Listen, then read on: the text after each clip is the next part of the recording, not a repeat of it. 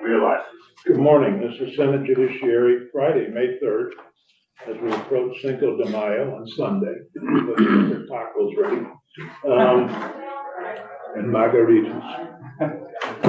So we're taking up first an act relating to judicial nominations and appointments. It's H780, and we're scheduled to meet with Eric Fitzpatrick to go over the latest version of the bill briefly and have a little committee discussion and hopefully vote. So take it away, Eric. Thank you, Senator Sears, and good morning, everybody. Eric Fitzpatrick with the Office of Legislative Counsel, here to talk with the committee as the chair indicated about H780, which is an act relating to judicial nominations and appointments. And you have a clean copy in front of you now, so this one is in the process of being proofed and edited by our editorial staff. But this is a very, very close copy to what you have as a final draft that you could vote on. And there are a couple of new pieces that, even though there aren't any highlights in this clean copy, I'll mention as I walk through the bill. So one thing that may be immediately apparent is section 1 on page 1 is new. Now that's connected to, if you turn the page for a second to page 2, remember that the bill adds or expands, I should say, the Judicial Nominating Board from 11 to 12 members. Right. And over on page 2, line 11, the new member, existing 11-member board proposal to make it 12 members. The 12th member is in subdivision E there would be the executive director of racial equity or designee. And the committee had talked about adding some legislative intent to the designee portion of that line so that it would be clear who the General Assembly intended to be, in the event. The executive director doesn't have to designate anybody. The executive director could serve in that spot themselves. But if they did choose to designate another person, that's what legislative intent on page 1 is intended to cover. So you see it provides, it's the intent of the General Assembly that if the executive director designates another person to serve on the JNB, then the person designated shall be an employee of the Agency of Administration who has experience with diversity, equity, and inclusion issues. Eric, is the Office of Racial Equity within the Agency of Administration? Yeah. I just wanted to make sure. I thought we had pivoted to saying that it should be a state employee. Yeah, that's possible. I was trying to remember when I was drafting it, and I couldn't recall where you had landed on that. We all landed. Yeah. Leave it. I'm comfortable because you've got all the human resources. You've got a number of agencies within our departments within the Agency of Administration that would certainly have people.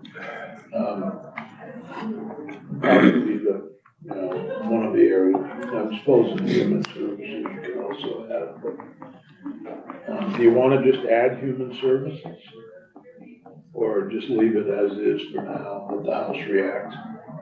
I don't have strong feelings one way or the other. I think leaving it as administration. Is the department? I thought that the Department of Human Resources was within the Agency of Human Services. Yeah. I'm sorry. Human Resources Administration is in with the Agency of Administration. That's what I thought. Right. All of those are in administration. Right. So any of those agencies that are, fair hiring practices, et cetera, would be within the Agency of Administration. Right. But I think we did have a discussion about as long as they were state employees. But I'm comfortable with leaving it as is for now. I think we'll see what the House does. Fine with it. Great, so as I mentioned, that's a new section. So moving on then to section 2, no changes here. It still increases the JNB by 1 member to 12, from 11 to 12, provides the governor with some additional discretion so that one of the governor's 2 appointees can be an attorney. That's about page 1. Over on to page 2, I just mentioned. The new 12th member of the JNB is the executive director of racial equity or designee.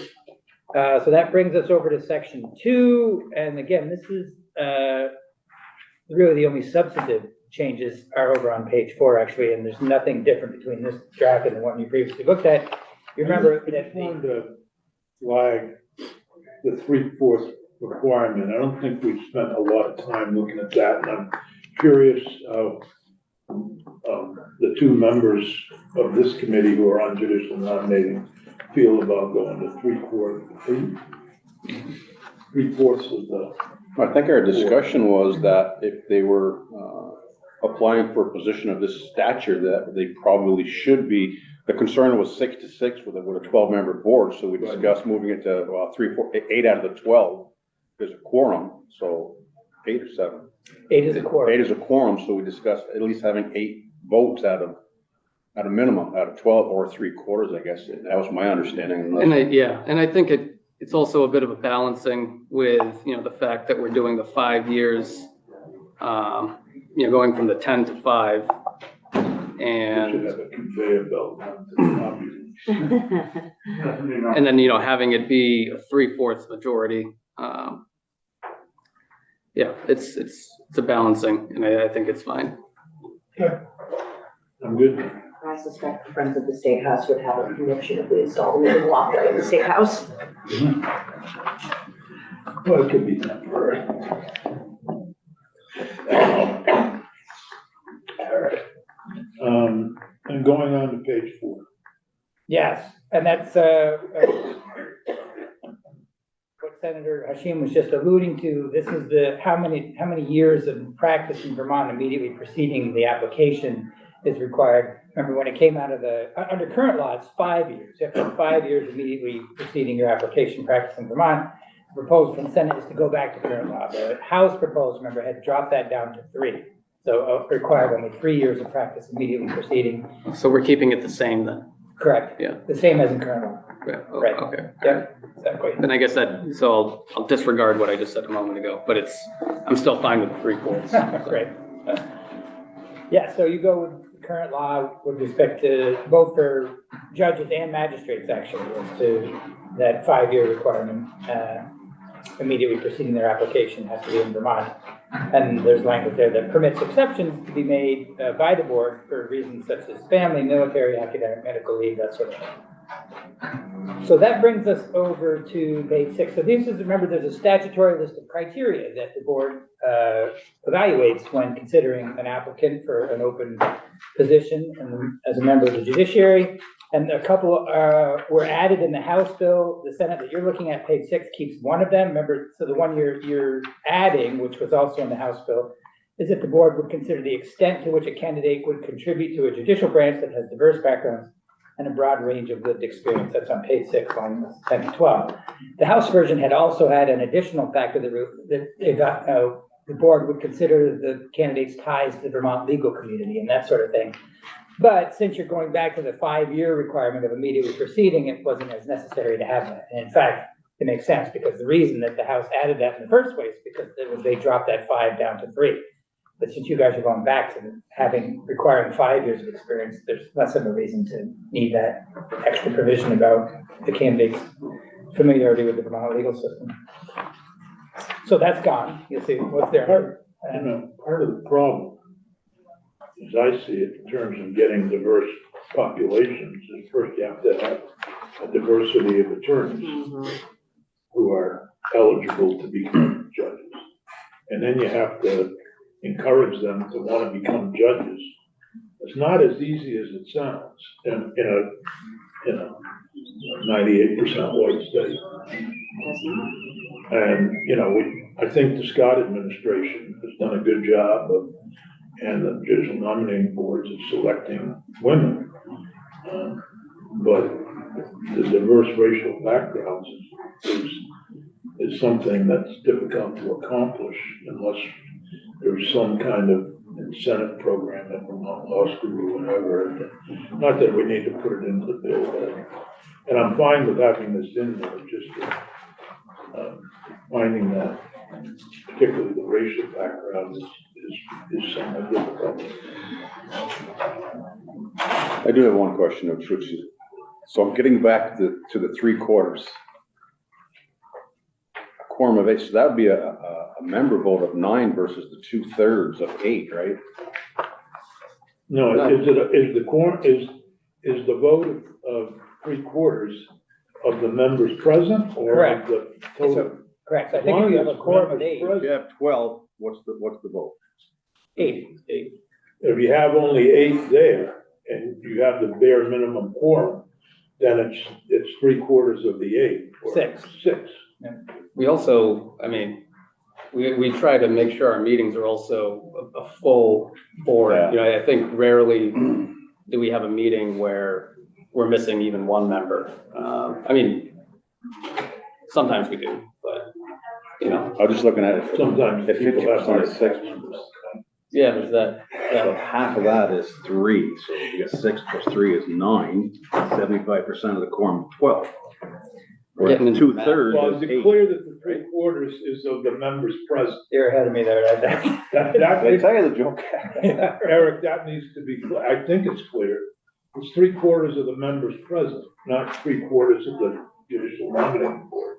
Yeah, provided that a quorum is Provided present. the quorum is present. Yeah, so you have to have a minimum of 8, and then to get nominated, you'd have to have a minimum of 6 if there's only 8 members. I'm gonna run to Senate Natural You just Resources to ponder fix that, their okay? mistake. I'll be 12 back in a members, few minutes. Okay. 75% versus 2/3. They shouldn't get into judiciary stuff. Half of 12 is 6, that's 50%. Right, Half of 6 is 3, right? yeah, That's 25%. right, So 6 and 3 is what? 9. I'm not quite following that. Doesn't matter, someone will All right. say. No, I want you to try it again. Moving right along. All right, well, that takes it, really the only other two changes are pieces that aren't in here. One of them had to do with, you recall, the nomination process for a candidate. Remember there, you had a piece in there that allowed someone to nominate somebody else? Yep. So that, piece The is out. advice of the bar and others, we took that out. And I think it was Judge Zoning. Yeah, can't recall. Exactly. Anyway, we took it out. Right. And the second piece that's out is the back and forth between the governor and the JNB about whether or not, asking for more candidates was gonna be, permissible or not, and if so, how many times they could They ask. haven't even started their committee. So I said, I told them they can send me a text when they, anyways. All right. So, is there any discussion of the draft 2.1? So,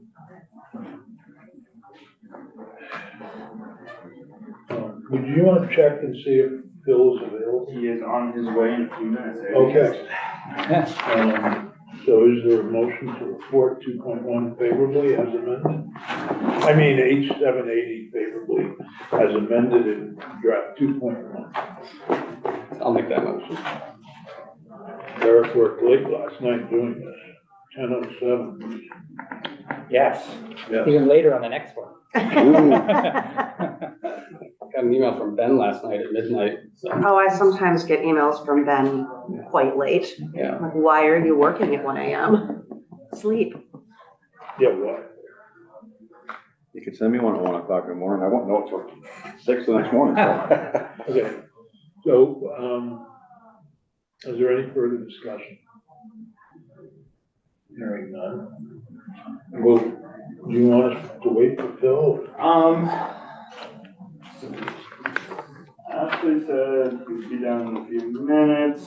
All right, we'll get his So vote. I think we're gonna have to vote on miscellaneous anyways. Okay, so why don't we get started? Alright, so I will get Senator Bruce vote in a second. Senator Norris, Yes. Senator Bohosky, Yes. Senator Hashim, Yes, Senator Steers. Yes, which of you two would like to report the bill? I'll do it. If you want to do it, you can do it, I'll do it. It's always good to have you reporting bills. All right, so that takes care of that. The math will figure heavily in that. Senator Norris, you said you were doing that? Senator Norris will report the bill once You he got has a markup on this for me, or? Yep, give me Correct. 780, the JNB one. Yes. Good work. Thanks, gentlemen and ladies. Alright, Really good work. I think it's a good bill. I think it will help. Just some extent. Now we go to the miscellaneous judiciary bill. And that becomes bigger and bigger. It's a big bill. yes, the printing took a long time. The question is, can we have a 3-hour floor report on it? I definitely think I should outlast, I plan to report, I always do reporting. I want to keep I this one. plan to outlast anything they do. Is it 2.1 we just went over? All right, because I've got to say, yesterday I I'll was do a wondering. section by 780. section, Yes. 2.1? detail by I want to detail. keep All that. right. I Yeah, 2.1. am wondering if we need to establish a longest bill report of the biennium award. Yeah, I think right now that's in the running. My God, and I was down here with Ben, I didn't feel good yesterday, How's it going, sir? and I was down here with Ben, we were monitoring. And it kept going, and so, somebody said, well, I'm yielding to so-and-so for section 60.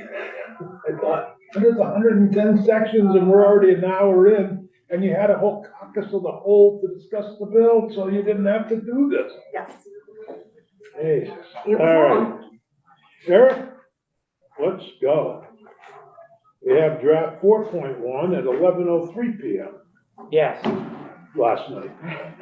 Yep, more sections, maybe, might be the most efficient use of your time this morning to start from the back, because at least so you will recollect what the new provisions are that are in this, the brand new ones Okay. from the previous draft. They start on page 57.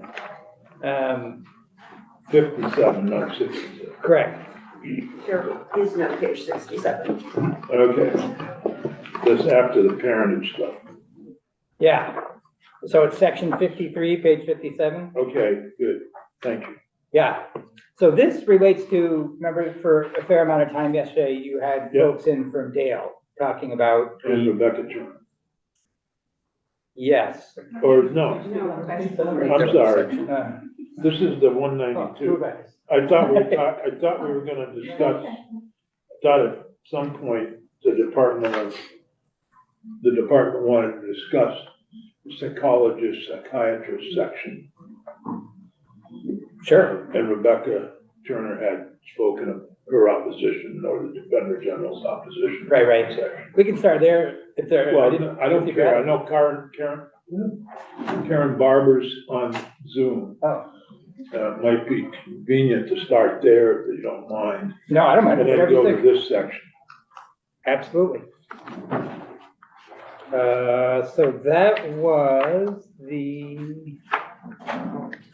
let's see here.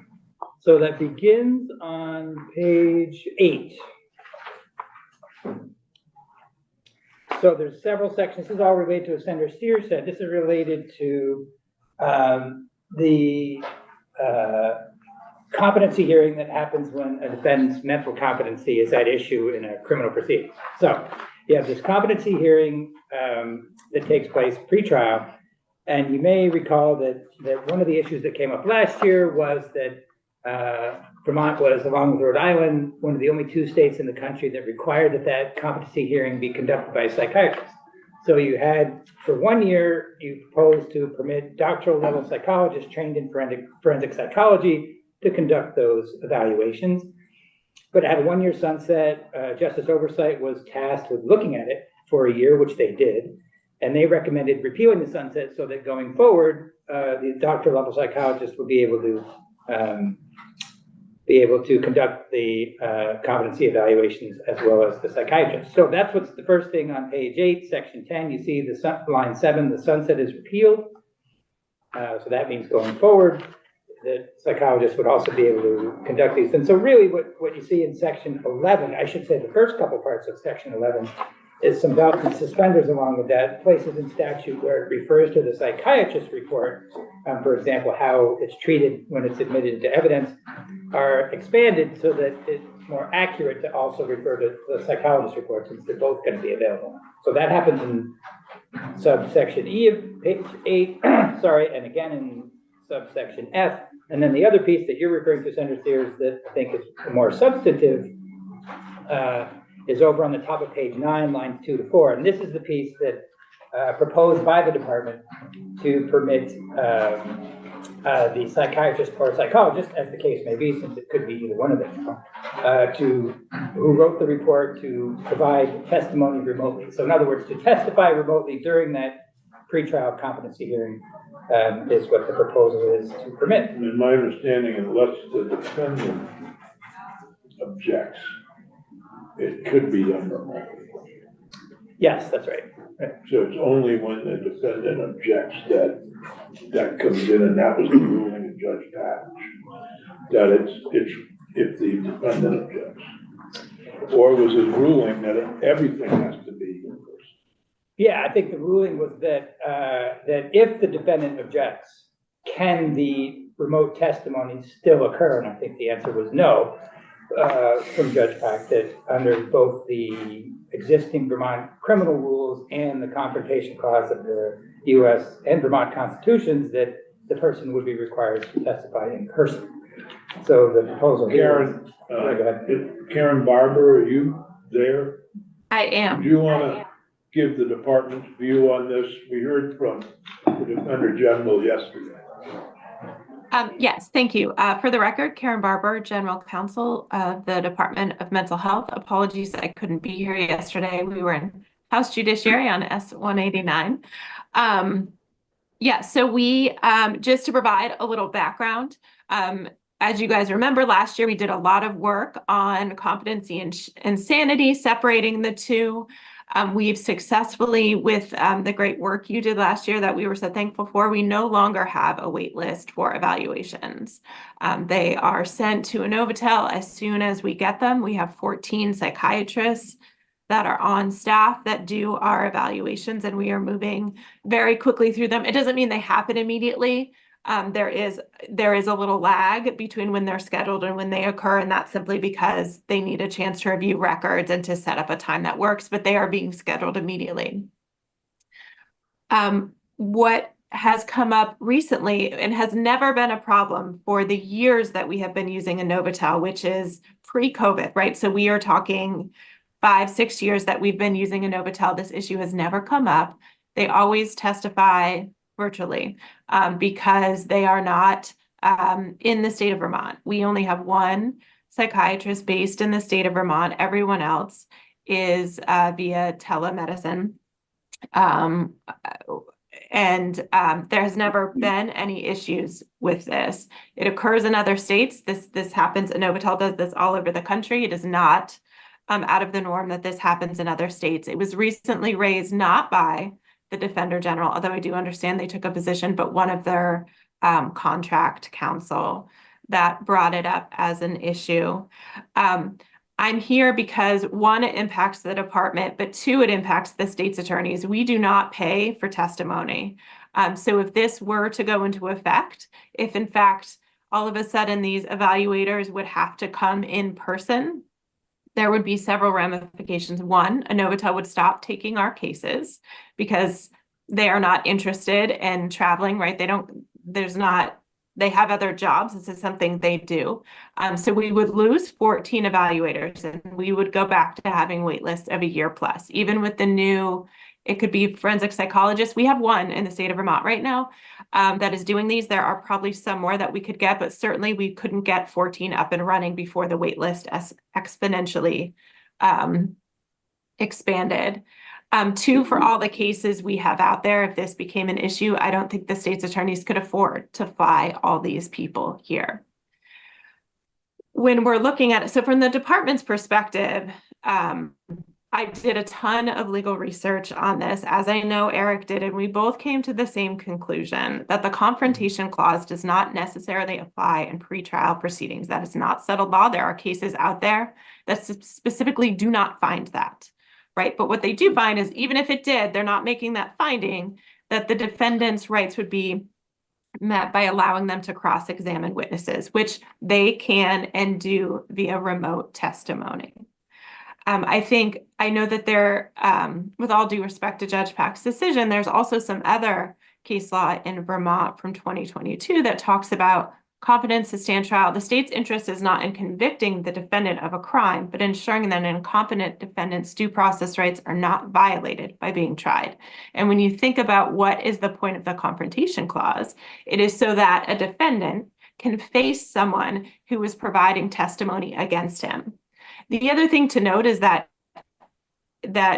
Vermont courts have clearly found that DMH evaluations are neutral evaluations, right? They are not someone hired by the state against the defendant. They're not someone hired by the defendant. They are simply neutral. They are not taking a position against the defendant. They are not there in that role. They are simply a neutral evaluator that's giving testimony.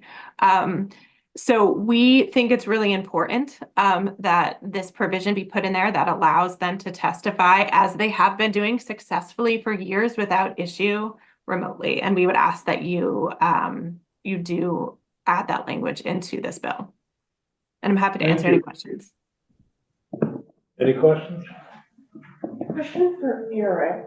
Yeah, Eric? Yes. Eric, my recollection was that your position on this is that we don't know if it is constitutional or not. Yeah, my position was that it's you know, not settled, I guess is one good way to put it. So that it sort of leaves the legislature in a position of where if you wanted to pass it, just be aware that, you know, could be litigated, but that there's also a legal basis for you to support it. And my concern is that if we don't do this, and we only have one person who can do these, our competency evaluations will be backed up like nothing we've ever seen. And also, the tremendous cost that we had to bring an expert to Vermont on the budget of the state. I think it's worth testing whether or not this is constitutional or not constitutional, so. If we don't do the language, it doesn't automatically mean that every one of these would have to be done in person, correct? It would only mean that it has to be done in person if the If they're defendant challenged it. Correct. So I mean, given that we just heard testimony that this has never actually happened, like, I'm not actually concerned that it's going to balloon the budget for the state's attorneys or the wait list, because they can be remote, provided that the defendant, like, and I just don't think it's gonna happen that frequently. Like, I'm hesitant to wade into Well, a I space worry. that I don't know if it's If constitutional. I may, we do expect that now that this ruling comes down, that it will be a routine ask. We do anticipate that it will become a big issue, which is why we're so concerned about it. It hasn't become an issue because no one's raised it, but now that they know they can raise it, which happens with lots of things, right? It will suddenly become an issue that they're asking for. Well, we have to make a decision on it, but thank you for the information, Karen. Do you want to briefly comment, Rebecca, or is there anything?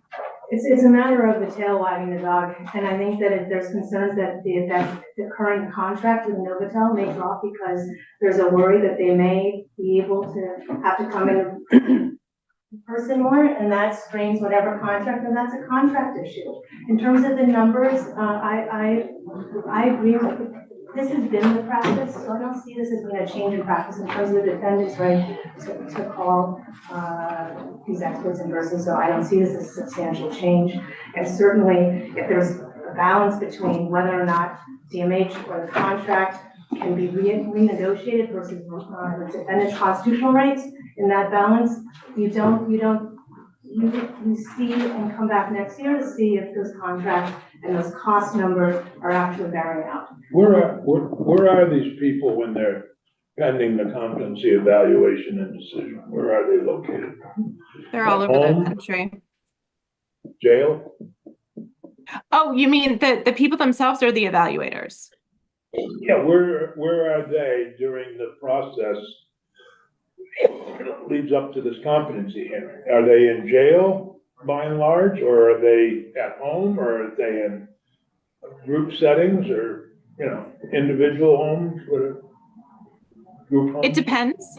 It depends if one, there's they could be in the hospital, they could be in jail, and they could be out in the community. It really depends on their mental health needs, and then the bail or whatever other conditions the court may have set. I'm in favor of leaving the language as we've got it in the bill right now. And I realize Senator Bowski has a difference of opinion. It happens. So, why don't we go back to page 50-something? Thank you, Karen, and thank you.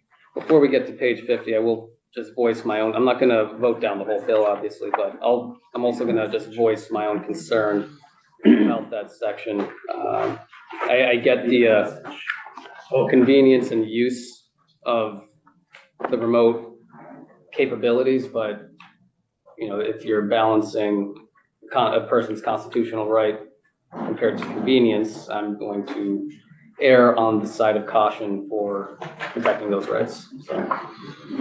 Well, as long as we're going around the table, I'll vote to leave it in because we're really not sure if there's any constitutional rights being violated here from the discussion I've heard here, so it has to be challenged as of yet, so I vote to leave it in here. It doesn't look like it's a practical thing at all. It doesn't look that way. So we'll get to that. I still like to give people a chance to comment if they want. Okay, so going to page 50, seeing as how we're 2-2, strongly in favor, to somewhat opposed. Is that accurate? Yeah. Let's let Bruce decide. It's a heavy burden. All right, so we're, Yeah, so that takes you, Senator Sears, to the Dale issue of, as you mentioned on page 57, section 53, the secure community-based residences. This in particular authorizes Dale to construct, develop, purchase, or contract for one or more. I understand that the second section as well, I think is still in here, right? Yeah, so there's another section as well that's over on page 58. It's a competency restoration program report. So you've got two connected sections here. The first one that we were just looking at, section 53, is a fiscal year 2025 authorization. So, and you'll allow Dale to do this or authorize them to work on this community-based residence for that period of time. If it turns out they need more time, you can always come back, extend this for another year or longer, if you so choose. There's some provisions in the next sentence about what the commissioner is supposed to do during the course of this proposal process. They're looking for a facility that provides appropriate custody care and rehabilitation in the designated program, including the provision of psychiatric, psychological, nursing, and other medical care. There's some additional provisions that a certificate of need is not required, some definitions, I see a typo there, regarding designated program and what the word secure means. So that's where it is right now, and I think you probably know better than I do, Senator Sears, there's a connection with what's going on in S-192 as well. this is just, doesn't give them any money, so they can't start building. So, and I'm sure it's Representative Emmons and Senator Ingles may look at it. I don't know. You should probably just let them know it's there. Yeah, I think, I know Representative Emmons knows it's there. yes, and I know Representative Lalonde knows, because they saw it. Representative Lalonde knows. So, yeah, I don't think we need to. Okay, so then we've got, S-150. Yes, that starts bottom of page 58 over on page 59. By the way, I got an article from the Wall Street Journal or someplace that the insurers are upping their insurance rates and nothing to do, and they have the most profitable year they've had in years, but they're still upping the insurance rates because of the cost to replace goods. Has nothing to do with anything we do. But they'll blame it. Anyway, so I think we're all good with that. Yep, next section as well is also S-150. Yep. Over on page 60, and actually section 57 as well, because there's a specific section providing that those requirements that apply to these insurance policies apply to any policy offered, issued, or renewed after January 1st, 2025. That's section 57. Section 58, this is the provision from Senator Vyhovsky that relates to forfeiture and reporting required by law enforcement agencies that conduct civil forfeiture. If you want to explain it a little bit, Senator Houska. I'm happy to turn it over to you. I am happy to do that. As I said previously, the House had passed a much more extensive, while I was in the House, passed a much more extensive civil forfeiture bill that included reporting, but also included some prohibition on civil forfeiture. This section of the bill is not any prohibition on civil forfeiture. It is simply the reporting requirement. Currently, there really isn't any reporting requirement, so we have no idea how this is being used, and so this is a requirement that the Department of Public Safety reports, I believe, to this committee, judicial oversight. I can't remember where it goes. It's been a while since I've looked at the bill. Maybe. Yeah, I think it was, Okay, the department can adopt the rules and establish the policies and procedures.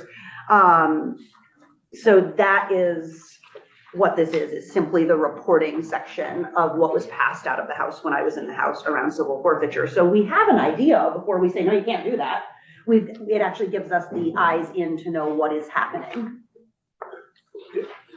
Well, we had passed a forfeiture bill before the House passed theirs. Yeah. And we, at the time, that we being the Senate Judiciary Committee at the time, but its makeup and agreeably, it's different now.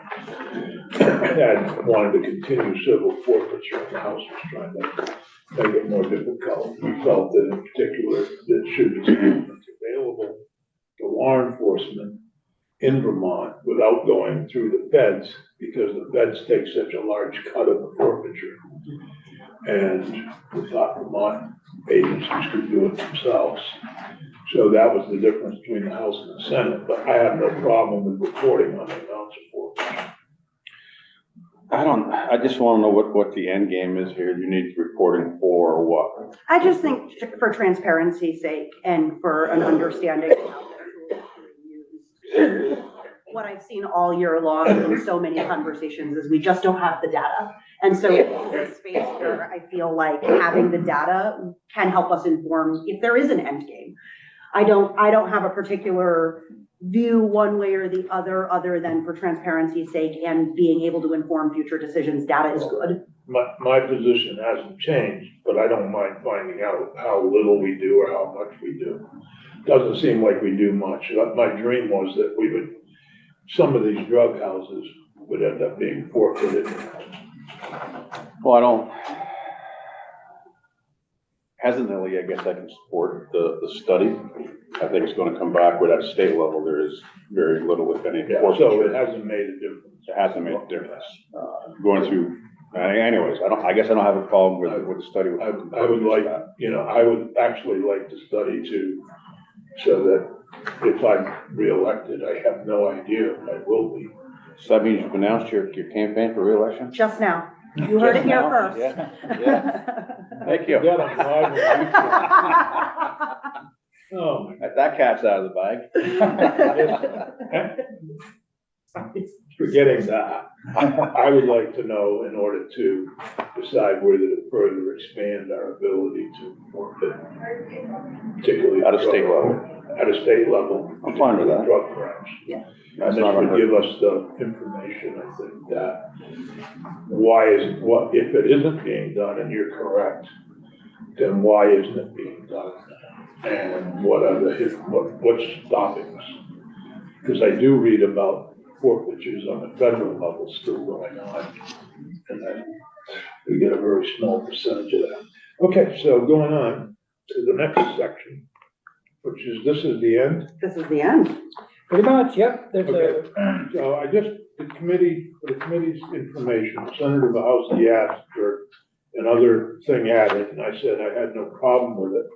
And I realized that the governor had vetoed the bill that had this section in it, which is the matching of crack cocaine, and correct me if I'm wrong, Michelle, matching of the amounts for personal possession and trafficking of crack cocaine with cocaine. Over the years, there's been a move to do that because it seems discriminatory, particularly at a time when crack cocaine was used more by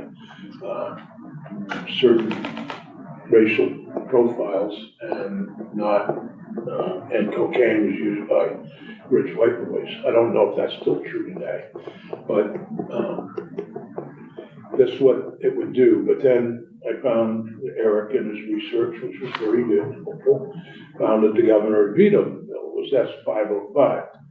We did get a copy of the veto message from Michelle or Eric this morning. We appreciate that. That was Michelle. Thank you, Michelle, for tracking that down. And the veto message says nothing about the cocaine thing. It was the idea that evidently the bill was attempting to legalize drugs. And it doesn't matter. That part was vetoed. But what we don't know is what happened with the crack cocaine. So what I suggested to Senator Bahowski was we discuss it here briefly, send out the information that we're considering adding it to this bill. And if they have any comments, so we send it to the Defender General, to the usual suspects, as well as Jay Johnson. And then we can get a read back on where we're at on Tuesday, and it could be offered as an amendment before third reading or second reading, whatever we're in the lineup with. Because this bill's got to go to finance anyway. Because we've got the section on the deeds, the life estate deeds. Yes, that changes the tax. So we have plenty of time to look at this, and if people have concerns, to express them. Both Senator Bahowski and I agree that we don't want the bill vetoed over this section. Now, if somebody's opposed to it, that's fine. You know, a vote in committee is not automatic or anything. I'm not suggesting we're gonna roll you on the floor, so. But I think the best way to handle this is to have the amendment prepared, send it out to the usual suspects. And if they have comments, they can make them on Wednesday. We're gonna get a copy of the amendment for. Yeah, do we have copies of the amendment or no? I did draft it. I haven't emailed it out yet, but, to do that, I can send it to Ben. He can make copies and any time. It's done. Yeah, we can, sure.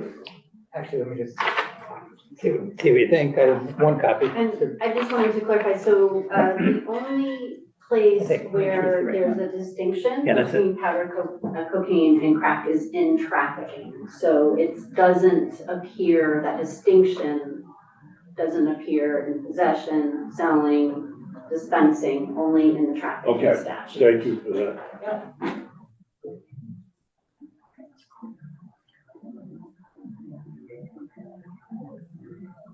So Ben, maybe I'll send it to you and, Send it to the, and then you can send it to everybody. The committee, and then I'll print, I'll print copies just in case, and then, I'll also send it out to the board. That'd be great. Thank you. Can I see that real quick? Yeah. Please. are we doing a road rule amendment? So which one? A road rule amendment? To the miscellaneous bill? Yeah, any, Haven't heard of it. Have you heard of it? I don't even know what that means. I've heard of rules of the road as in civil litigation when someone's bringing a personal injury lawsuit on the basis of car accidents. I've heard of that, but I don't know haven't heard anything in this building recently. Is that, could they be referring to the amendment to H-72 that made it clear that if someone is driving under the influence and gets in an accident, they can be held civilly liable? Could that be construed I as don't know, I'm just sending it back to tax office, to the governor's office. Yeah, they're the ones. Oh, okay. We don't know what you're talking about. Basically. Okay, so, Can I ask a question about this real quick, Yep. about the trafficking amendment? So I see that it repeals section 2, which refers to compounds, mixtures, or substances containing crack cocaine. But I don't see that crack cocaine is in the first section, which is trafficking in general for cocaine. So Because it would just be prosecuted as cocaine. It's all cocaine. It's just a Okay. different form of cocaine. oh, I know what you mean. All right. I just wanted to make sure that we're not accidentally fully decriminalizing the trafficking of crack cocaine. You're not. And, okay, But we are Just wanted- decriminalizing what exactly? We're not decriminalizing anything. What are we doing? What's the amendment doing? then? The amendment makes it so that crack cocaine is treated exactly like powder cocaine. And we're not touching the statutes on powder cocaine. So all it does is it eliminates the distinction between the two different preparations and puts them all under the cocaine statute. We are decriminalizing nothing, unfortunately. And why is that? Why do we Why are we let? putting it all under one? Because they're all cocaine, and there is a fair amount of evidence, including the federal administration that initially made the distinction, having said so, that they were treated differently to target certain populations of people that were more likely to use one versus the other. And so because they're all cocaine, just in different formats, we want to just treat them all the same as cocaine. So there's no decriminalization? No, Anyone in possession of this is still going to be treated as possession of cocaine? yes. Was it different to be charged for cocaine possession versus? Okay, so, well, we gotta get moving, folks. We can talk about this on Tuesday or Wednesday. Okay, Yes. I mean, Wednesday. Okay, and schedule that. We're sending it out. Depends on what we get. So Michelle needs to leave at 10:15. So take it away, Michelle. We're talking about, oh, we gotta vote on the bill. I'm sorry. Can we vote on this bill, please? sure, right. Okay, so is there a motion to report favorably H78 as seen in draft 4.1? Thank you very much, Senator. So moved. Senator Mahalski moves that we report favorably draft 4.1 of H878 as amended. Is there any further discussion? Oh, wait, didn't Senator Baruch actually need to be the tiebreaker on the remote language? No, I think Page nine. we determined they were too strong and too weak. Right, so we're tied, so We're doesn't he have not to break tied the with tie? weak people. I think it's page nine. Hang on. I don't know that Page he nine. wants. So, The issue is, should they allow competency hearings to be held remotely? If the defendant objects. Two members of the committee strongly felt they should be allowed to do remote. They should? They should, and two members of the committee weakly. I actually pretty So, strongly, yeah, think it we- was- I actually pretty strongly think we shouldn't. Was the other one weekly?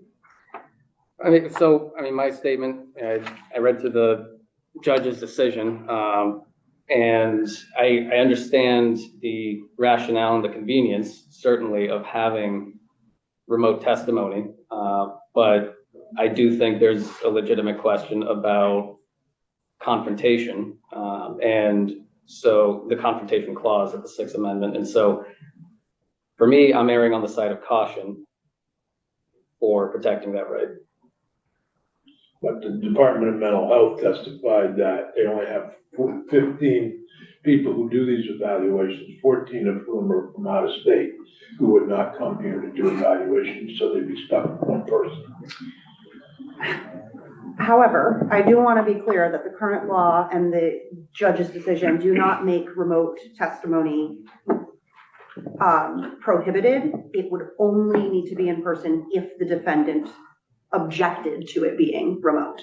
So it can still be done remotely, but if the defendant objected, If you then would rather, we can take it out and I'll offer a floor amendment Sounds good. and debate on the floor. Could I quickly speak on it?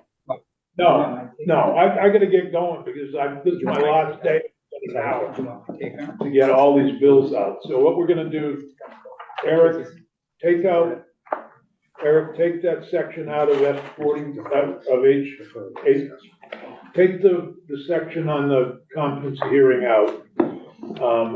And do a floor amendment on behalf of myself to add it in when we ever get to the floor.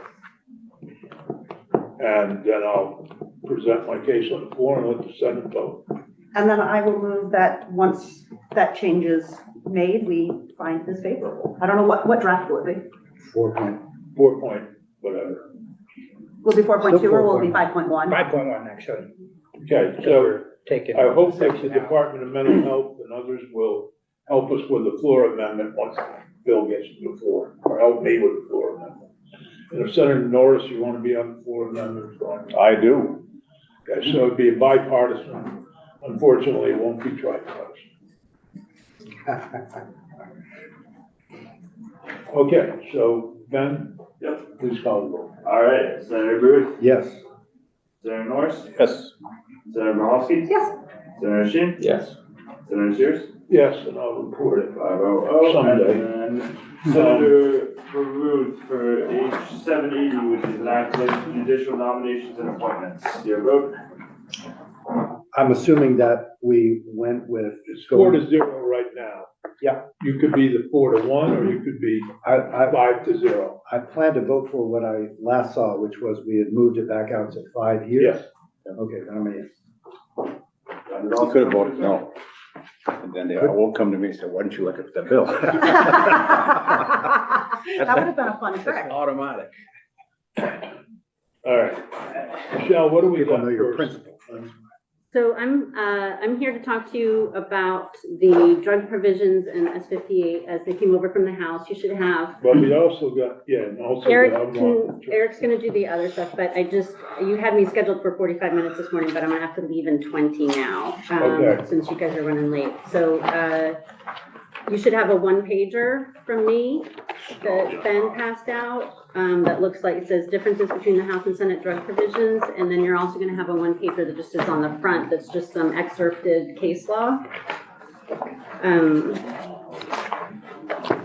So I need to better understand the knowingly what they did to it. And Tim Waters Dubon is also in the Zoom if you have other questions on that. So can I just walk through the rest and then we'll focus on the knowingly? I know that that's, or do you not care? Well, you don't have much time. And Okay. And I'm gonna, so, yes, Sure. go ahead, walk through the whole thing. I don't have to. I can go No, straight to the no, knowingly. no, walk through as you presented it.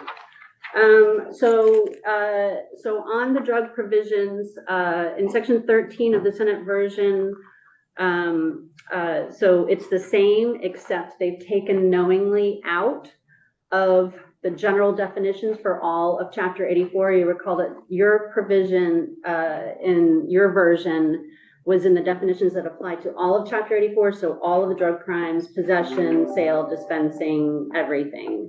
It changed the definition of knowingly.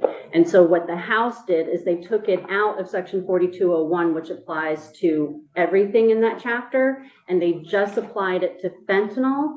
And then the statute addressing depressants, stimulants, and narcotics. Would xylazine be included?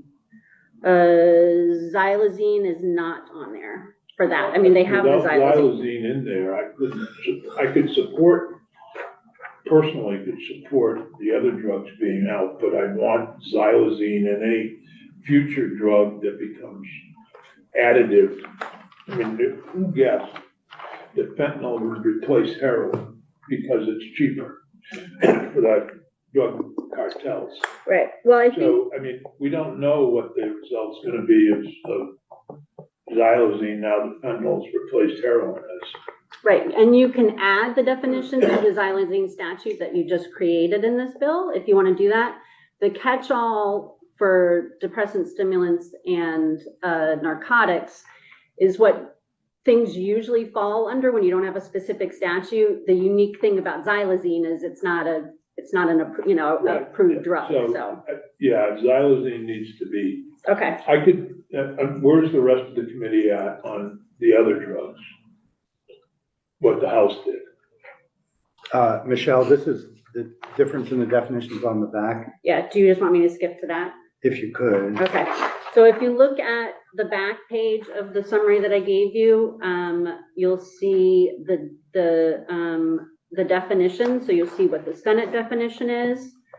And it's, it's both definitions have either actual knowledge, right? And then the difference is that the Senate version said, or consciously ignoring a substantial risk. And then the House definition says the defendant subjectively believed there's a high probability and took deliberate actions to avoid learning. What you have here on this other piece How would of, you prove that they believe something? Yeah, that's what I was stopped I on. mean, aren't we back to the same problem? And not just believe, but subjectively believe. Subjective. so what you have on this one pager Yeah, is what you were relying on. So for the first, so I've excerpted two different cases. The first one is Global Tech, which is a US Supreme Court case from 2011. This is where the House picked up their language for the test for willful ignorance. And the second case right below that is the Rodriguez case, which was a Second Circuit case from 1993 where the state's attorneys had put forth as that standard. And so you can see there the discussion, I've just kind of excerpted there, is that for what you have in, if you look at the Rodriguez case, is it's talking about how do you instruct the jury with regard to a willful blindness and what does that mean? And so you'll see the language there, you'll see where it's what you picked up, which is the sense that the instruction permits the jurors to infer knowledge only when persuaded beyond a reasonable doubt that the defendant was aware of a high probability of the fact in dispute and consciously avoided confirming that fact. So then you look up above to the case in Global Tech. The US Supreme Court said in 2011 that while Court of Appeals articulate the doctrine of willful blindness in slightly different ways, all appear to agree on two basic requirements. One, the defendant must subjectively believe that there is a high probability that a fact exists. And two, the defendant must take deliberate actions to avoid learning of that fact. And so what the House did is they picked up that test, that language from the Supreme Court case in 2011 and used that standard. I understand that a judge might, in his or her opinion, might use this language. It just seems unprovable to me on its face. Right. Could you prepare an amendment to concur with further proposal amendment? And the amendment would be that our standard of knowingly, but only for that the xylazine, fentanyl, and what you described, so that we're agreeing with their limiting the number of drugs. But our knowingly standard seems much clearer. The Senator. Thank you. So not trying to sound facetious here, but you know, the way these things get proved is just like with any other case. You know, you have your discovery period where you get all that evidence and it's presented to your jury or the judge, and they decide based on their observations, their physical interactions with witnesses, and you know what they're observing as to whether or not they believe, or beyond a reasonable doubt, they believe that the defendant subjectively believed there was a high probability, so on. So it's just like any other criminal case. I get that. I'm just thinking there are different words that could be used that, knew or should have known, or wording like that makes a lot more sense than deliberately hanging it on whether someone believed something. I just think the word belief is so interior, it's so personal. And I understand what you're saying. The jury can say, well, based on what I've seen, my guess is he did believe that. But I would rather use language that doesn't so specifically track around belief. Like, for instance, took deliberate actions to avoid learning. That makes sense to me. That's provable. Or actual knowledge, or knows or should have known, or something like that. But subjective belief, I think only an individual can testify to that. But anyway, that's I think my problem with the House. simplest way is to let me try to concur with further proposal amendment. And Tim, do you have any comment on this? Just very briefly, because I actually think you guys have covered basically everything I was going to point out. I'll just state for the record that we preferred it to apply to the whole chapter. That said, we're in May. And so your suggestion, Mr. Chair, that your standard from the Senate and having it apply to fentanyl, xylazine, and the catch-all 4234, which is the depression stimulant rule that Attorney Childs mentioned, I think is a favorable pathway. And the note that you just mentioned, Mr. Pro Tem, about the subjective belief piece is, I think, an area that we're still trying to sort out how it would play out. And one of the pieces that your definition, I think, is helpful in doing, the Senate version, is that language about consciously ignoring something. I think that feels, it's something that we see. We know what that is when we are seeing it in a factual pattern. So in sum, Mr. Chair, I think your suggestion is an apt one, and it narrows what you did, but it does it in a way that is a path forward. Rebecca, do you have any comment? Yes. Briefly, please, So, thank you. as I'm running out of time. Senator General's wasn't able to testify on this bill. The should have known standards, Senator Booth, is an objective standard that's towards negligence. Now, the concerns that this is difficult to prove, as Senator Hashim pointed out, U.S. Supreme Court 2011 post-dating the case in the Second Circuit, the state's attorneys are relying, establishes that standard. It has been the law in the Second Circuit adopting it in a post-Rodriguez case in 2013. If they have trouble applying the standard in their federal drug prosecutions, then that's a different concern, but it is the standard of law that substantially drops it and adopts something we don't have in Vermont or even in the Senate. Circumstantial evidence proves this. As Senator Hashim said, this is standard concerns about what to do. And mens rea doesn't have to be from the admissions of the defendant, but through circumstantial evidence, not even dress statements. Thank you. So I'm gonna just, go ahead. No, I was just nodding. Okay, so is there any objection to doing that? Okay, so the next issue, Michelle, that I want to flag is on the skipping over the proximate cause of death issue. We put in language that as a condition of release, the person is prohibited from coming within a fixed distance of the dwelling. I thought that was a good thing to just inform the court. They took it out. I don't know why. And I'd like to concur with that going back in. Because my understanding is there was one member of their committee that opposed it. And they took it out. I could be wrong. I thought that the state's attorneys didn't want that, but maybe I'm. Well. But I mean, you can certainly do what you want. In terms. Well, I think it was helpful to have. I thought it was a helpful direction to the court. So add that back in. Well, unless there's an objection from somebody. Mr. Chair, the only piece that we had, I would say, flagged is that the legislature using the word that state's attorneys shall request conditions was the only thing. I think it could just say the state's attorneys may request conditions because it's judges who impose them, not state's attorneys. But I will just point out that the shall is exactly what you have in domestic violence law. The language is exactly the same, and it's just requesting conditions. Everybody's clear that the judge is the one who imposes conditions. So if it's your policy decision that you want it to be that in these cases, the state's attorneys are to request conditions around that person not going back there, then you can do that. There's not a problem. Yes, it's just a decision. Okay. So just our language. Okay. Sorry.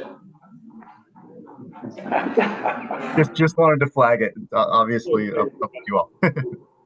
Most of the whole bill, so I don't feel like. Yeah, I understand. So now we go back to the permissive influence, which I think Senator Hashim had a problem with. Yeah, but it looks like they changed it. So They took it out. Well, they did. I don't have a problem with it anymore. So they left the rest of that Thank section. you so much for that help.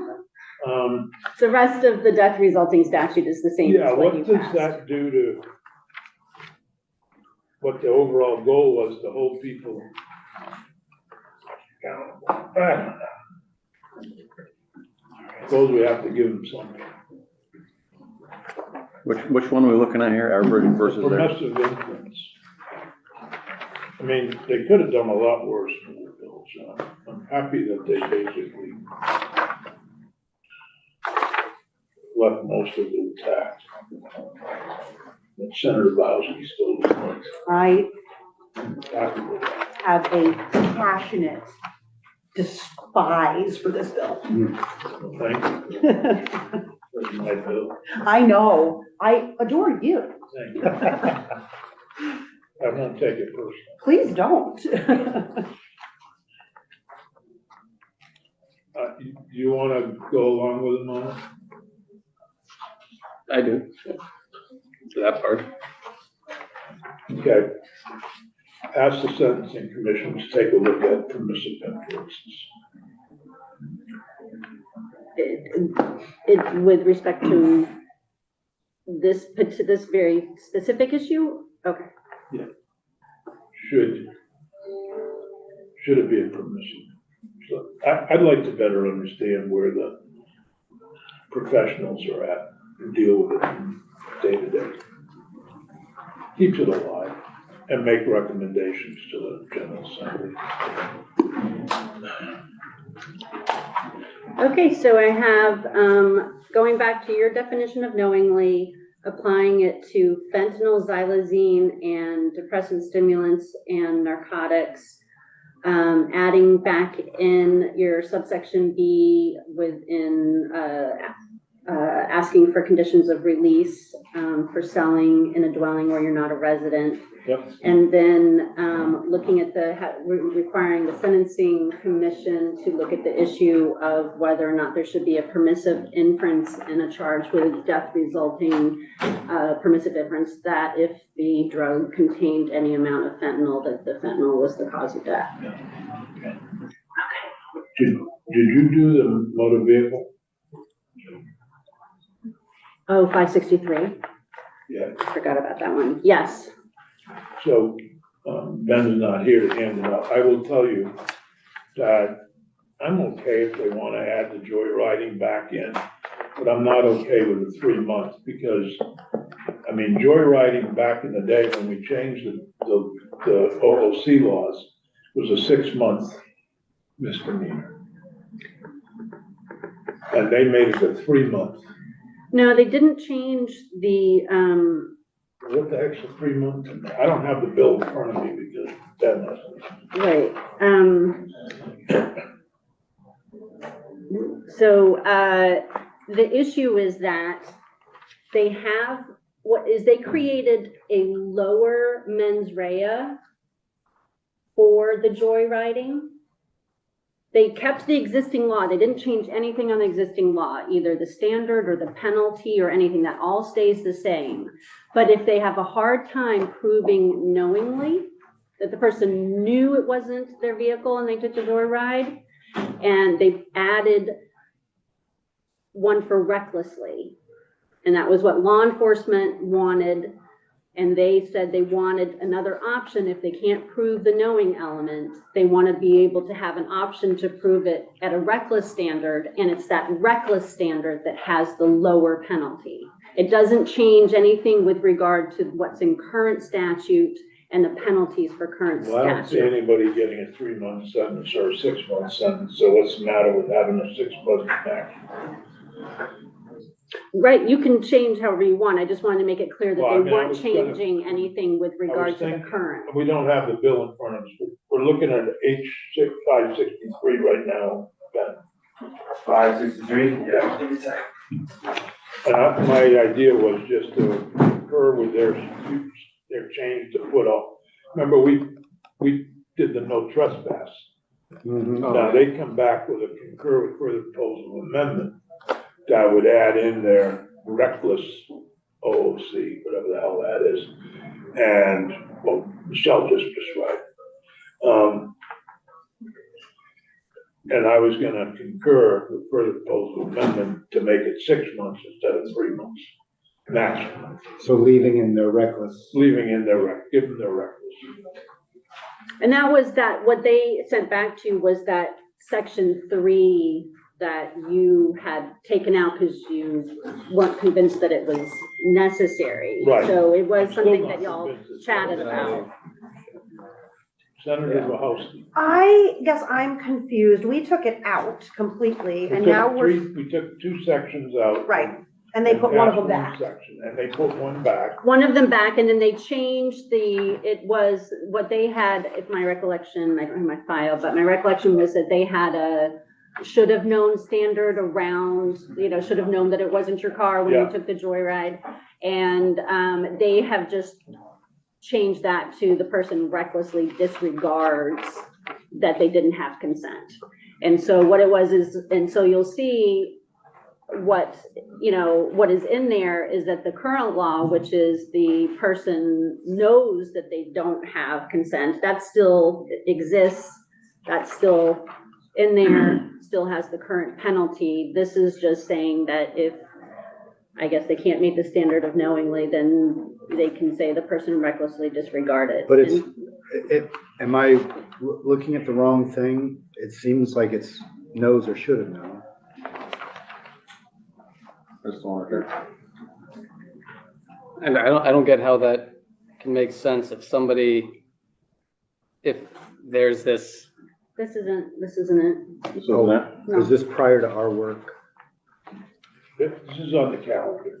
So, Let me just finish real quick. If there's a backup standard of it being reckless, I'm sorry, run it by me one more time.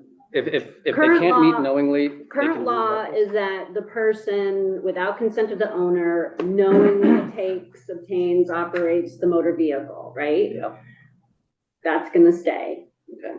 They are now adding another provision that if the person takes, obtains, operates, uses, or continues to operate the motor vehicle of another, when the person recklessly disregards that the person did not have consent of the owner. Okay, rather than trying to play, why don't we just ask for a conference committee? Because I know they're gonna ask for a conference committee on grand theft, whatever the hell that bill is that you're reporting Sunday. You mean retail theft? Retail theft. Yeah. I'm sorry. I'm gonna do that today, by the way. Oh, okay, good. I've just been overwhelmed. I understand. They're gonna Why? ask It's for a a lot conference going committee. So why don't we have a conference committee on this one Yeah, and hash it out? And, because the only thing that's important to us is the no trespass. yeah, We determined that's all we care about. yeah. So we can walk away with no trespass if they, get tough on Senator Asheen, who'll chair the conference committee. I would recommend that to the committee on committees, that Senator Asheen chair it, because he knows more about auto stuff than anybody in the building. Maybe. Thank you. We should Except maybe qualify Senator this. Norris. Yeah. Did Senator Norris vote for the auto theft? Yes, you did. I guess that'd be the second number. Yeah. And, you oppose the whole bill. I didn't actually. so I you did can't be not. honest. No, I voted for our version of the auto theft. Oh, you bill. did? I Yeah. Oh, did. okay. Sounds Well, like the third member. I would love to be the third member of that conference committee. This is gonna be fun. a tripartisan conference. There we go. All right, so, thank you. That's what we'll do. Ask for a committee, a conference, and we've recommended to the pro tem, and he will lead our recommendation on to the committee on committees. Zuckerman will probably not want you on that. I suspect that he's gonna be a strong opposition to me being on that conference committee. He doesn't like progressives He getting. does not. Very, very much opposed to progressives. Thank But all those. you. Why would he be opposed? So, We're being facetious. Oh, You gotta make the. You pass one down to Mhm. Kozlowski. sometimes it goes over my head. That's why we're gonna have you chair. Yeah. okay, so now we're taking up, This is the juvenile and the Big 12 and the raise the age Oh, this provisions is of the your same bill. portion My of portion of the 58. same bill, exactly, that's 58. Which there really aren't any substantive differences between, except for the addition of a study a working group at the very end. Other than that, it's really it's all technical. It's, Yeah. I don't have a problem with working. okay, yep. I mean, it's something we talked about in here, we just never put it together, so. I think it's good to have a working group to talk about how we could make sure that juveniles are started in family and then move up, even when it's a serious case, and avoid what happened in Addison County, even though it was one prosecutor who selectively choose. So this working group is meant to get us to the point where we essentially don't have the Big 12 and everything starts in family and moves up if it needs to. No, I think the working group is meant to find a way to transfer people who committed Big 14 offense, to start them in family court and then move them up if it's needed. The process is cumbersome today. That's my understanding of the working group. Yeah, whatever you call it, I think you're both right.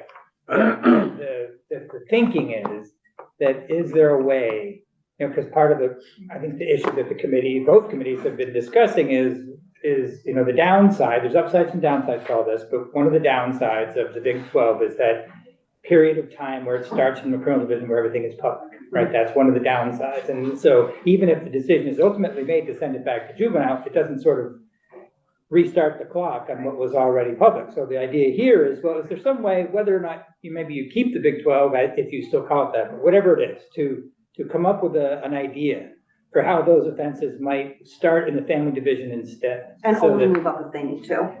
They figure that part out, yes, but somehow to address that problem. Our understanding is it's a very cumbersome process that often takes months. It is right now, right? And then the kid's in limbo. Yeah. And is there a way to, when they commit, or when they're charged with a Big 14, I call it Big 14 now, when they're charged with a Big 14, is there a way to charge them as a juvenile and then seamlessly move up in in the next business day? If they want to, then they can argue it out whether it should be or shouldn't be. But instead of arguing whether it should go down, you argue whether it should go up. I support the working group. That's, I believe, the goal. There's now, with this working group, there's one aspect of this bill I support. Well, good. I think we also had settled on the Big 12 and the little 2 or little 3, because those ones are a little bit different. Well, but there's only 11 left. Oh, you're right, so it's the Big 11 and the little 3. Okay, so Eric, is there anything else in this? You know, so I don't know if it's the same on your copies, but ignore the very last page of your stapled document, which appears to be about the sale of bear parts. So evidently we got a staple. I don't have that on mine. Oh, all right, just mine then. On the Big 12, Never mind. on this one? Which one are you looking at? Yeah, there's Yeah, nothing mine. on your last page, isn't some other bill that's Let's see, family it's the division, one, TCF. sale of big game. No, I don't see anything about big. Never mind then, ignore that last, just this version, this hard copy. But yes, other than that's the only change, the rest is all technical, making sure that the cross references are correct and repealing a subdivision, because if it's gonna be in the new little 3, then it doesn't need to be in this other place as well. You don't need it 2 places, so all technical, otherwise they kept your version. So you're preparing a proposal to concur with further proposal? Yes, it sounds like the further proposal amendment will be on Michelle's sections, not mine, right? Yes. This one, there's no changes that I'm I hearing. don't think we need, I think this is fine, personally. Okay, All right, sounds good. all right then. Thank you, Eric. Yeah, you bet. Yeah. Then what are you starting with? Whatever the committee wants me to start with. Why don't we start with,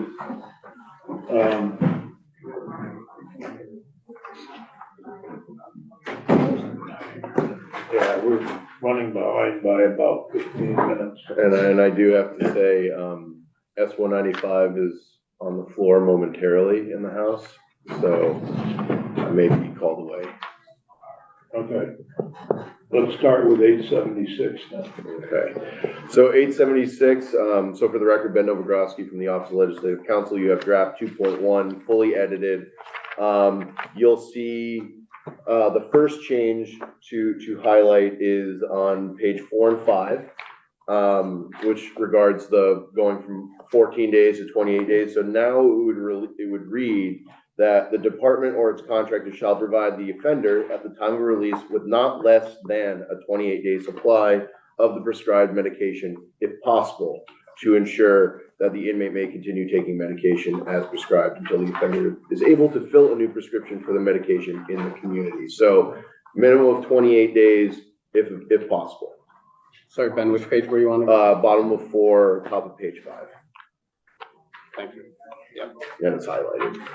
You're on 2.1? Yes. I don't, Of 876. Yeah. but it's in my email, so I don't need Yeah. it. Well, thanks.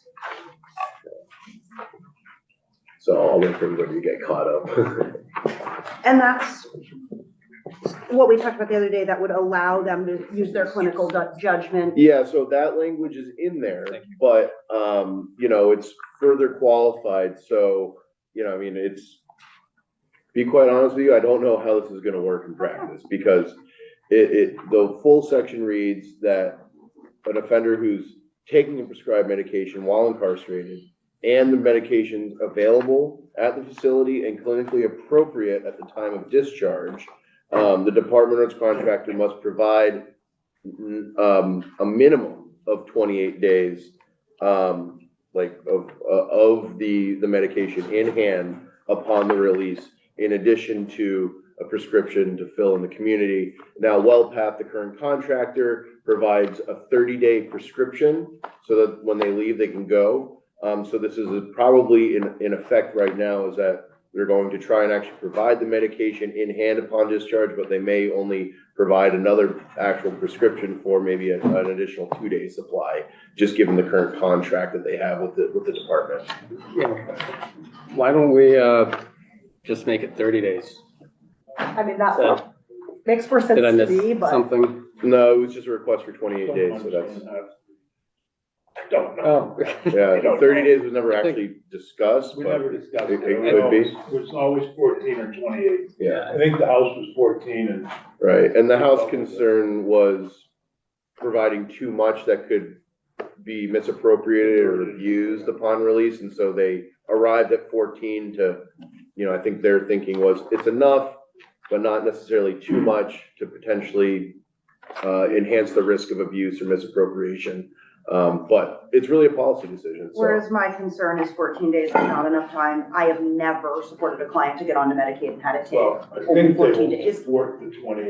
Okay. I had a conversation yesterday with Representative Warren and Representative Evans along with Ben, and I think they would support that. Which takes us to page 13. Yes. So just very quickly, so if somebody is prescribed allergy medicine, they're gonna get a 28-day supply and then a second 2-day supply? Right, but it could also be Adderall also, or, you know, something. But they'll still get that other 2-day supply anyway. You know, how this is gonna play out in practice, I can't speak to. I'm just speaking from what I've learned about what WellPath's current contract, what they do in practice. So with the way it's worded now, though, it says not, so it used to say no more than, now it says not less than. So they could send them home with a 30-day supply with this language. Exactly. It permits it, Yeah. for sure. Okay. It doesn't, whereas the previous language would have It prohibited would have it. capped it, yeah. Yeah. Thank you. Let's send them a 365. Going to section I mean, Did you want to add that? Yeah, Section I'd 6. support that. I know you would. Section 6. Yes, Section 6. Section I 6. just want to get to. I know you what do. Ben has to read. right. So, So correctional facilities, inmate population reduction report. So this builds out the findings and intent. The findings are the same as they were before. It rolls in the intent section from, the two is there. Representative Emmons insisted that if she was going to support our changes, that she had to have that language in there. Okay. and this is what Senator Bianchi requested as well. So this is lifted Well, I'm from, going to give the credit to Senator. I mean, Representative Emmons. No, she actually. I'm not assigning credit or blame either I place. understand. Senator Wachowski wanted that language too, but we weren't gonna put it in, and she probably talked to Representative Evans before I could get to. I don't know that I have that much sway in that committee. Anyway, so that language is returns from the House bill, Exactly. correct? Exactly. And then turning on to the next page, page 14 at the bottom, new subsection C is sort of the status update on this report. So DOC shall provide a status update on or before December 1st to Justice Oversight in the form of a written outline, which shall include any legislative recommendations. And then also adds a new provision D, support that stakeholders identified it may contract with third parties to assist in the development of the report pursuant to this section. So that would permit, CSG, for instance, to work with the department and others. Any questions about those additions? And then on the last page, or page 16, these are after consulting with JFO. Essentially what this is being done here is that this provides the Secretary of Administration the ability to reclassify positions within the executive branch to bring these people to the Department of Corrections to help with hospital coverage. So it's to the extent funds are available based on the operational needs of the executive branch as determined by the Secretary of Administration in accordance with essentially the statute that permits the secretary to do this, to essentially take existing vacant spots and reclassifying people. They have that ability. In the next year, that 7 permanent classified manager positions that are currently vacant shall be transferred and properly classified as central operations specialist positions within DOC. Would they be classified the same as the ones who are in it now? Correct.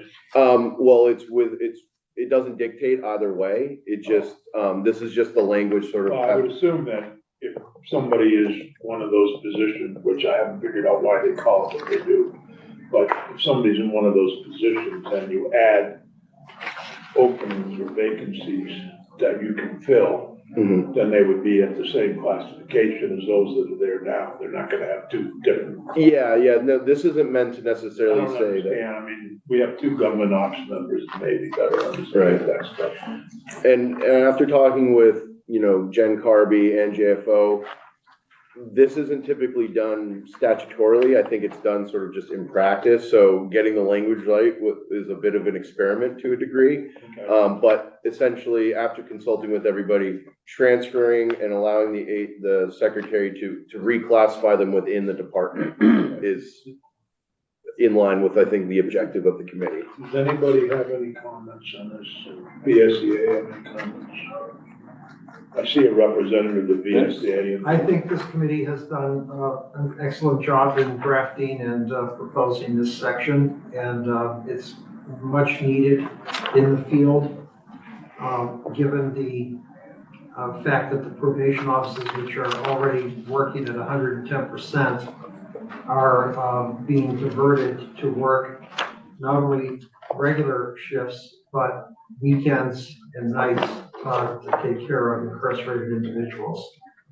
We think this will have a beneficial impact not only on workflow, but also provide for a more uniform and secure coverage of those in hospital setting. So thank you for considering it. Thank you. Anybody else with any comments online? Is there anything else in the bill, Ben? Nothing that's changed. So is there a motion to report favorably draft 2.1 as amended of H876? I would just suggest removing highlights too. Huh? I'll remove the highlights. Oh, yeah. Yeah. I'll make a motion. Okay, Senator Sheen has moved that we report favorably H876 as amended and seen in draft 2.1. Dated 9:38 a.m. today. Is there any further discussion? Hearing none. Ben, would you please call the roll? Yes. And, I just texted Senator Bruce, so I'll get his vote when he comes back in. So starting with Senator Norris.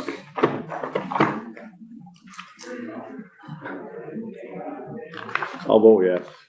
I don't like it, but I'll vote yes. Thank you. Senator Hosky, Yes. Senator Sheen, Yes. and Senator Sears. Yes, and I'll report this, Mr.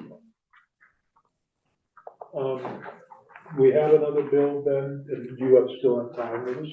So far I haven't been called onto the floor yet, so I'm yours. Just, I've got a whole pile here. Okay, I'll collect that after. So I don't have a bill per se, I have a side, if you will, of S 195. Which has 3 columns, one of, the asked passed by Senate version, one for the House Judiciary report, and then one for the House Corrections report. Okay, Do you guys want your folders on 195, or would you rather I would just? like them, I'd like mine, So I don't Side by side is fine.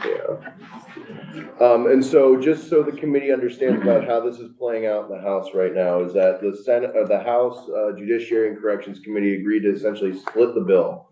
And so the House Judiciary report did not touch home detention.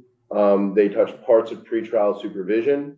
But House Corrections really was the committee that did the work on home detention and a little bit of tweaking to pretrial supervision. So the way that the amendments are playing out on the floor is that you have the Judiciary report, and then you have the Corrections report essentially agreeing but further amending, since they're not touching the other sections in the House Judiciary report. So this sort of reflects that when you see the NA are not applicable, that either means the provision was not present in the Judiciary report or not addressed at all,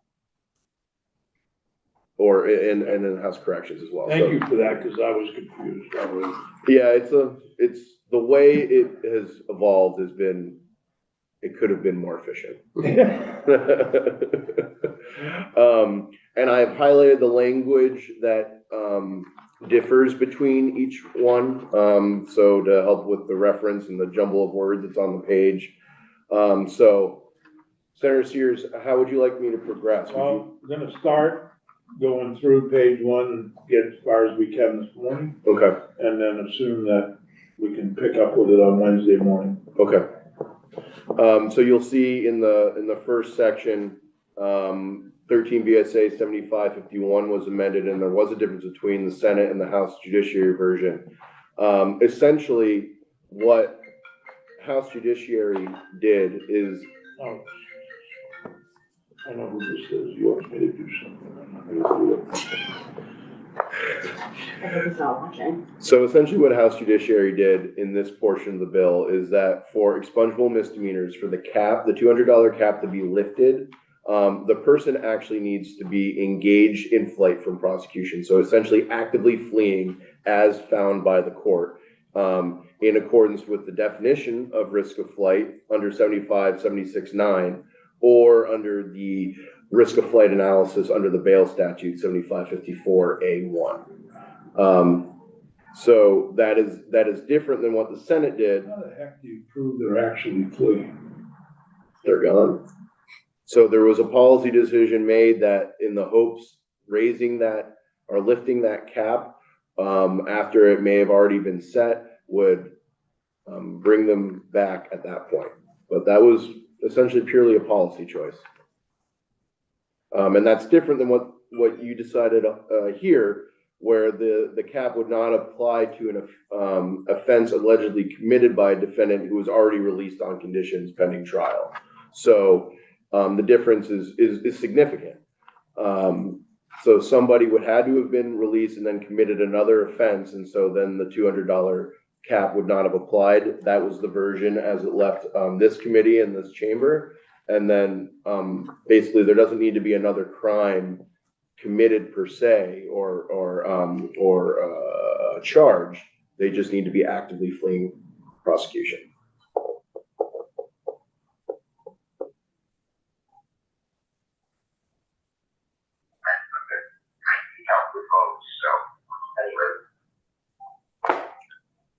I'm happy to entertain questions on this. I'm confused as what they did, so when I get confused, I mean, so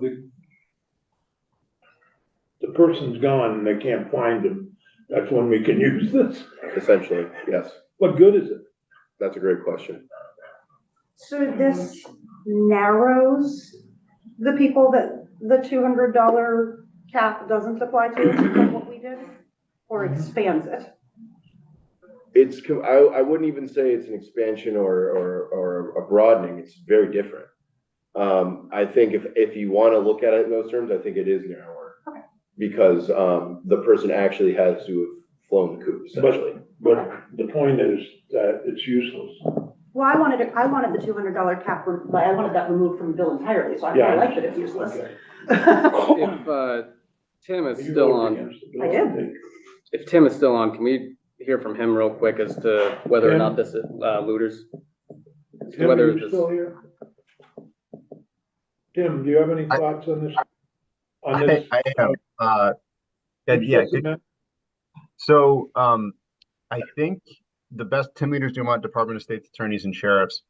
And so if you think about this in practice for a moment, what you had done was basically the cap would be, you still would, both versions, you would enjoy the cap on the first instance of being having the expungable misdemeanor coming in.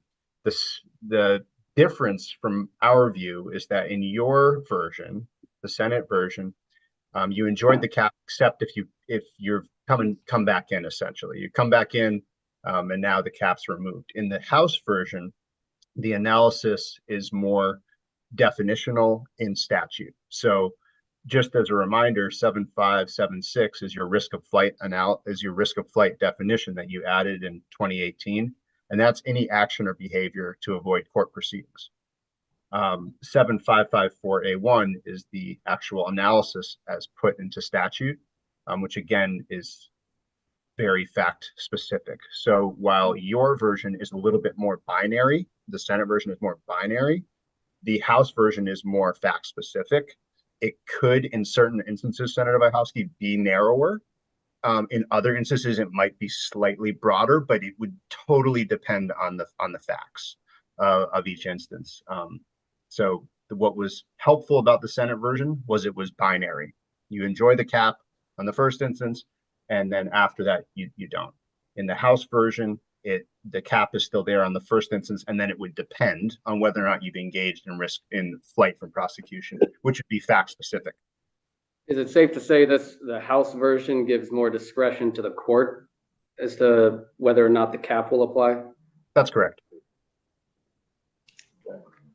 Moving right along. Okay, so into section 2, which gets into the bail statute, turning onto the second page, you'll see that the change between the House and the Senate is the addition of factors that were originally put into the conditions of release portion in the Senate version, that they also duplicated them in the bail analysis portion. So when analyzing bail, so the risk of flight, and when thinking about the conditions that would be imposed related to that risk, the House has added whether at the time of the current offense or arrest, the defendant was released on conditions or personal recognizance, on probation, furlough, parole, or other release pending trial, sentencing appeal, or completion of a sentence for an offense under federal law, and whether in connection with a criminal offense, the defendant is compliant with court orders or has failed to appear at a court hearing. So basically, the factors that need to be considered in the risk of flight analysis is, are you on some other form of supervision, essentially?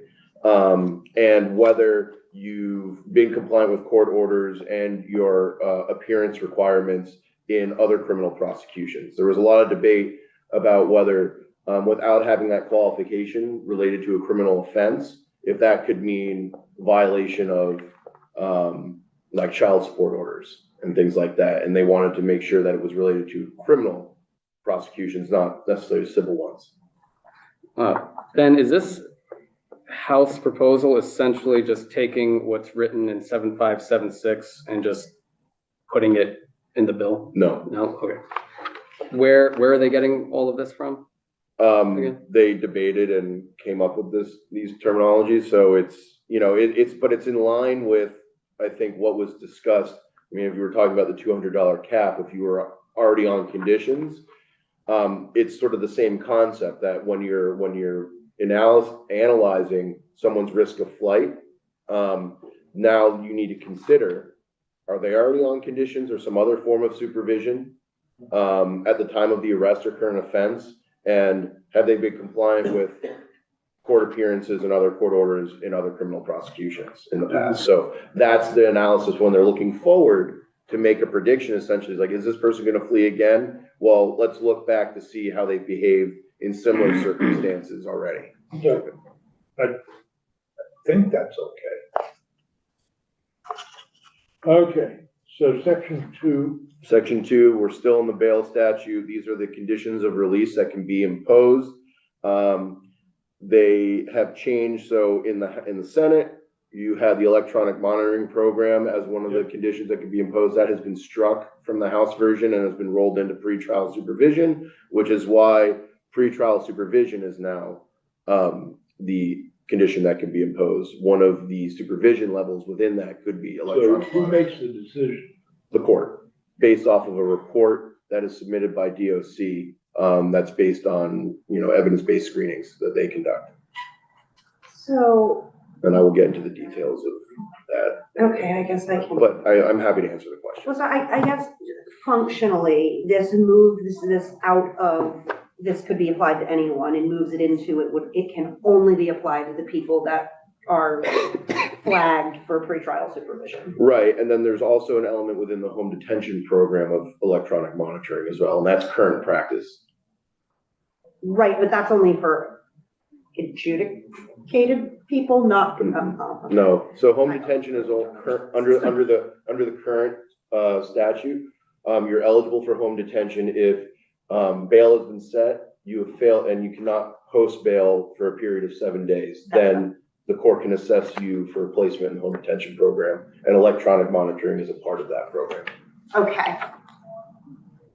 So I think the way to think of home detention compared to pretrial supervision, home detention is that you are confined to your house with sort of some pre-approved ability to leave. Here's what I want to make sure.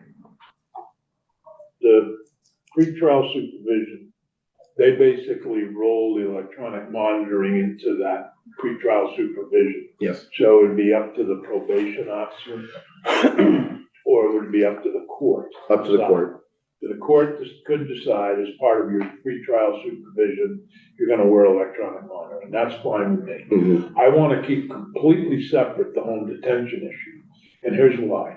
'Cause I want the home detention system to almost automatically, I know it's hard to prove, be somebody who would otherwise be in jail. Right. So they don't overuse it, and because that's a restriction on freedom. Mm-hmm. Truly, I don't see electronic monitoring as just necessarily a restriction on freedom, because you can still go wherever they tell you to go. But home detention is different. So, and the whole, as we base the funding of this program, is partly based on reducing prison population to get extra funding to fund the home detention program. So if they have left it open, so in Bennington, for example, you could have somebody on home detention that would never be in jail. But in Burlington, you would end up with only people that would be in jail. Mm-hmm. I think it's really, it invites, if we don't do it as a true alternative to incarceration, it invites geographic disparities, and we all know what happens then. Mm-hmm. So I think it's really, as you go through this, I would really like to flag that issue. Okay. I don't really have a problem, maybe the rest of the committee does, but I don't have a problem. And I think that highlights an issue that the committee would have with the way home detention has been expanded. Right, that's the problem. And I do know, I mean, as you know, Senator Sears, Representative Emmons is considering maybe doing a floor amendment and third reading to potentially address that issue. Yeah. Which we can talk more as when we get to the home detention. Oh, so we don't have this bill? Not yet. Still in the house? No, it's still on the floor. Oh, but that's the one that you might second have to reading. go to the Yes, floor for. yes, Okay, I'm exactly. sorry. We're just trying to, We're trying to see where Yeah. the big differences are. And I'm trying to flag that this is important from the Senate point of view, as how we saw home detention. And not only that, it carried into the appropriations discussions on the home detention code. Okay, Yeah, so, but, and I can get into that issue when we get to the home Yeah, I detention piece. understand, but I Yeah, think that's the key area to keep in mind. that needs to be addressed somehow. Mhm. And then you'll see in the next, in the next row, section 2, this imposes, in the second set of factors, the ones related to, public protection, again, changing electronic monitoring from the Senate version to pretrial supervision as the condition that could be imposed. So same idea. Section 2, in the next row, this is in, also in the bail statute in subsection B2, and this is sort of the next stage in the analysis. So if you go on to the following page, you'll see the highlighted language that does differ a little bit from what the Senate did. So the Senate's version was one of the factors that needs to be considered in the public protection prong of the bail analysis is the number of offenses that the person's charged with, whether they're subject to release on personal or cognizant, conditions of release that are related to protecting the public in another case pending before a court, whether the accused is subject to conditions related to protecting the public for probation or other form of DOC supervision, and whether the accused is currently compliant with any court orders. The language that we reviewed previously is also in the House Judiciary version, which is whether at the time of the offense or arrest, they're on some form of either pretrial supervision or post-adjudication supervision, and whether they're compliant with court orders or failures to appear in connection to a criminal. Is there any difference between being accused and being a defendant? If you've been formally charged, I guess, but it's, I think it's really more form over substance, I think. Moving on to the next page, section 3, this is the home detention statute. Okay, well, why don't we stop there? Knowing it's 10 minutes of 11, our bells are gonna start ringing. And then you gotta get up to your house phones. And then we stop. And I would just say, if you want to kind of peruse this, and I know the ample free time that you all have right now, I'm happy to answer questions before we take this up again in committee. Okay. Yeah. Thank you. Ben?